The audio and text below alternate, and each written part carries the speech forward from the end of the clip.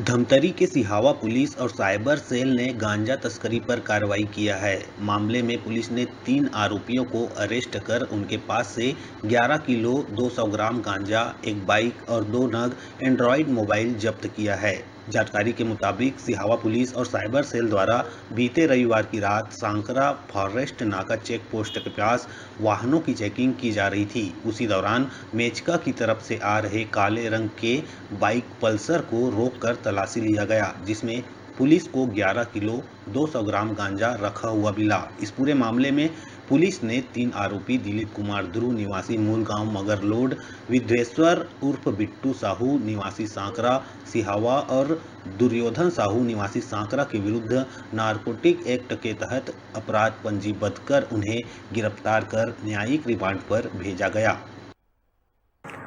cyber cell प्रभारी निरीक्षक सन्नी दुबे एवं थाना सिहावा पुलिस स्टाफ द्वारा सांकरा फॉरेस्ट नाका के पास चेकिंग किया गया, जिसमें 3 व्यक्ति पल्सर मोटरसाइकिल में आते हुए जिन्हें रोककर पूछताछ किया गया, जिनकी संदिग्धता पाई गई, जो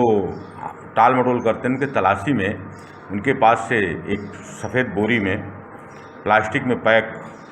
पीले कलर के करीब 11 किलो मादक पदार्थ गांजा प्राप्त हुआ, जिसमें एक आरोपी दिलीप कुमार ध्रुव 38 वर्ष मूल गांव थाना मगरलोड, विघ्नेश्वर साहू उर्फ बिट्टू गांधी चौक सांकरा